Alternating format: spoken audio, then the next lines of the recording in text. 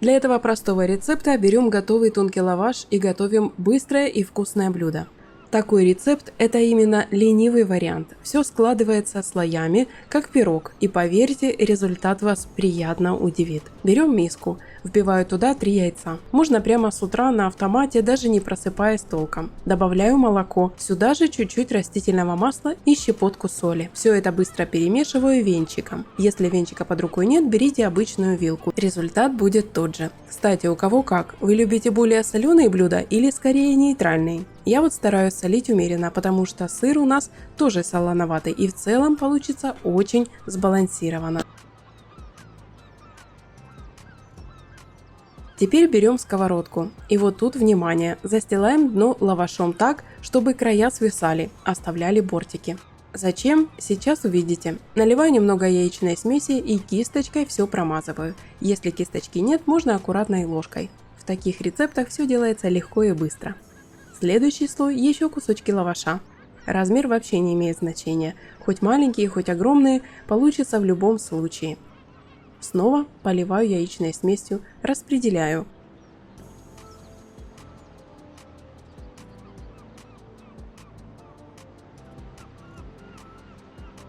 Теперь очередь творога. У меня творог жирностью 9%, и тут можно брать любой, какой вы любите. Если любите нежирный, мягкий, берите обезжиренный.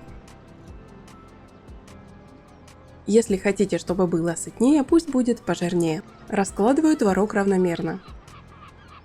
Сверху натертый сыр, у меня твердый. Но опять же, вы можете взять сулугуни, моцареллу или что найдете.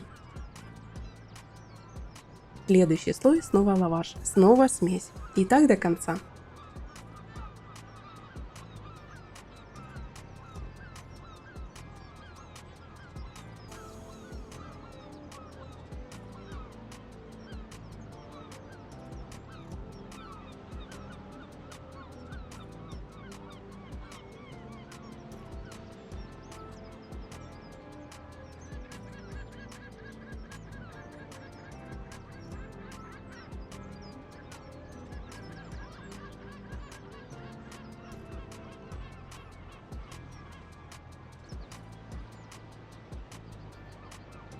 Последним слоем выливаю всю оставшуюся смесь, подворачиваю бортики вовнутрь, закрываю сверху еще лавашом.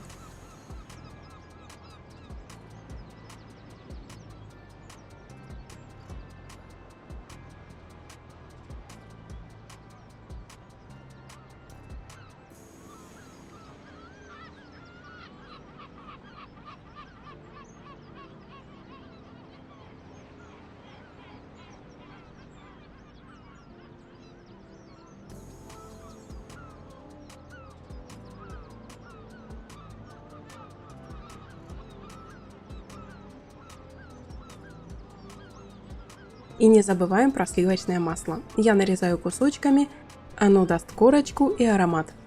И только теперь включаю огонь на плите. Ставлю сковороду на медленный огонь, накрываю крышкой и оставляю минут на 15. Тут важно не спешить, пусть все равномерно прогреется. Обязательно поглядывайте на бока. Они должны быть золотистыми. У кого газ, у кого электрическая плита, ориентируйтесь по своей. Иногда уходит 20 минут, иногда меньше. Дальше беру тарелку, аккуратно переворачиваем нашу очму и возвращаю обратно в сковороду, чтобы пропечь вторую сторону. Еще минут 10 под крышкой и готово. Если вдруг вы переживаете, что не дожарилось, ничего страшного, можно снова перевернуть и доготовить, или вообще отправить в духовку, получится еще румянее. Вы больше любите печь в духовке или все-таки на сковороде? Напишите об этом в комментариях. Разрезаю, а внутри нежный творог. Сыр тянется, сверху румяная корочка. И это тот случай, когда блюдо вкусное и горячим, и остывшим. Можно взять с собой на работу, можно дать детям в школу, можно даже в дорогу прихватить. Попробуйте приготовить и поймете, почему у меня этот рецепт теперь в категории «любимые». Он прост, доступен и, главное, всегда удается. Спасибо вам, что досмотрели до конца, за ваши лайки, комментарии и то, что вы делитесь видео с друзьями. В описании я оставлю список продуктов и ссылки на другие видео. А пока желаю вам приятного аппетита и хорошего дня!